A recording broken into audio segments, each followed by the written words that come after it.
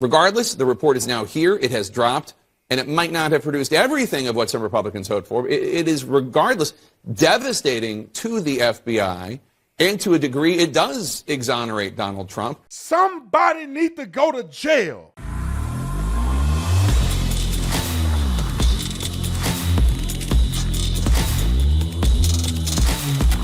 This video is brought to you by OfficerPrivacy.com. OfficerPrivacy.com, ladies and gentlemen, get your personal information off of the internet.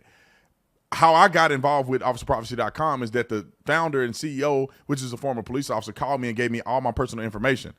And I was like, how in the world did you get my stuff? He like, look, bro, it's online. Let me help you. Let me take your stuff off. They've been taking off my information and monitoring it ever since. I don't look at it. I don't have to think about it. I pay for the service for them to monitor it. You can pay for the service for you to use their tools, but I'd rather than monitor it and not have to think about it. Go to officerprivacy.com/Tatum, officerprivacy.com/Tatum. Link is in the description section. Get your stuff off the internet today. Like and subscribe to the channel. Y'all already know what to do. Let's get into this. Breaking news. John Durham. I think y'all remember way back in Trump's administration, the Durham investigation. They released their final report concluding that the FBI had no verified intel when it opened a probe on Donald Trump. Let me just say this real quick. People should go to prison over this. This is a violation of the Constitution. You cannot intrude on someone's personal information, which is what they did. They used a fake dossier to then claim that they had enough information that they then begin to wiretap and do other intrusive investigatory measures in order to get information from Donald Trump. This is a witch hunt like I've never seen before. I don't give a flying flip what nobody say about this. People should go to prison. Many of them should do life in prison. Because if you are willing to lie and make up information to try to imprison a sitting president, that has to be some type of a crime. I gotta think of the name that I want to use. A crime against the country that deserves the death penalty. That's my opinion. Because conspiring with the foreign government against the United States of America, I would argue, is treason. A consequence for treason could be the death penalty. So if you are lying to try to get another person a death penalty, how much more should you get the death penalty for doing this? Now, I know that there's more details related to this because, yeah, the FBI agents that doing the investigation may not have known that this had been done hastily. However, the people who are leading the FBI should be sent to prison for the rest of their lives. I got some notes here written down. It says the special counsel John Durham released the damning final reports Monday, which is today, after more than 3 years of investigation that into the Russia collusion probe, declaring that the FBI had no verified intelligence or evidence when they did it. Special counsel John Durham, however, recommended no new criminal charges. Durham wrote in a 300-plus page report that he sent to Congress related to these things. Durham specifically faulted the FBI for relying on evidence from Hillary Clinton's campaign, including the now discredited Steele dossier, saying leadership lacked the necessary distrust of politically motivated allegations. Now an investigation that's 4 years in the making, and we finally have the conclusions, more than 300 pages released by the Justice Department. Now it has now been transmitted to members of Congress who also are going to want to bring John Durham in to review some of the findings. But the bottom line is this. The investigation found that the FBI failed in many, many ways, things that we already knew from a previous Inspector General report, and I'll read you just a part of it, of John Durham's conclusion. He says, based on the review of Crossfire Hurricane and related intelligence activities, we conclude that the department and the FBI failed to uphold their important mission of strict fidelity to the law in connection with certain events and activities described in this report. Let's talk about that for a minute. This is the FBI, Federal Bureau of Investigations. This is supposed to be the top dog of all dogs. Let me tell you how stupid this sounds. If you are an FBI agency, which is you should be impartial in your investigations, and you have a political opponent that comes to you with information,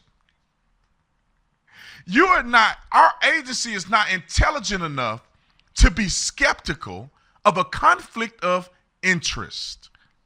When I was a police officer, if baby mama is the only witness of an alleged crime with no evidence, it's called that she's not an impartial witness. She has to be impartial. Therefore, if a neighbor who has no connection to either party gives evidence of something, you can at least listen to them, and it could be circumstantial evidence. If you have a person who is alleging, who's a boyfriend, a girlfriend, a coworker, or somebody that's directly connected to a person that you're investigating, it is nearly impossible to use that person's testimony as impartial evidence. And you're sitting here telling me that the FBI, with hundreds of years of reputable experience, did not think that Hillary Clinton may be giving false information in order to go against her political opponent. It takes you 30 seconds to figure this out. 30 seconds to figure out that maybe, just maybe, if something were to be found, she will benefit from it. She's not an impartial person. She could yield it all if this incident takes him down. She can become the president of the United States of America, which is one of the highest achievements, in especially in the political realm, in America. That's what she's contending with.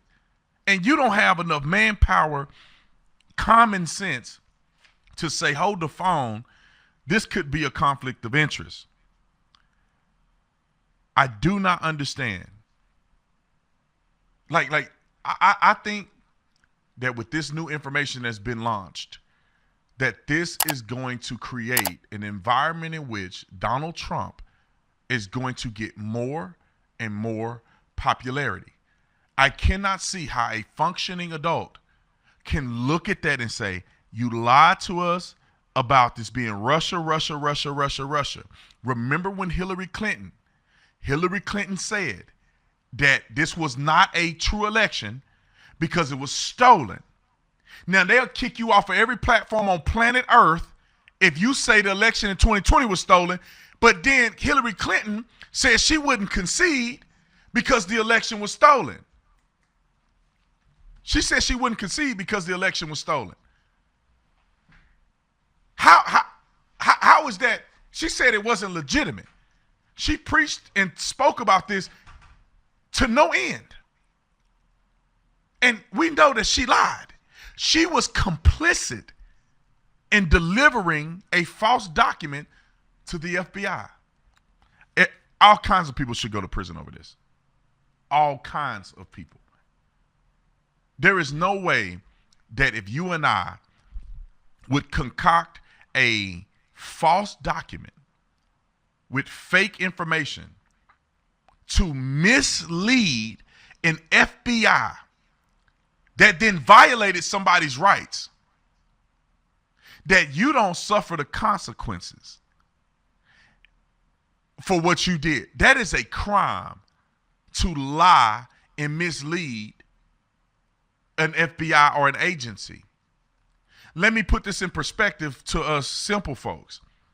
If you were knowingly and intentionally providing police officers with lies that you called evidence, there is a crime for that. There's a crime that you've committed. well, it's a lot of them, but one of the crimes that you committed was providing false information. And then you go down the list of all kind of other crimes that you will get, depending on the crime that you alleged, knowing that you misled the investigation. These are crimes committed. And even at the top of the food chain, if you are the director of the FBI, if you are in leadership position and you knew or did not do your due diligence, you need to be held liable for that particular act. But we shall see, because every Republican under the sound of my voice and that's at Capitol Hill should be in an uproar with this document coming out, should be in an uproar.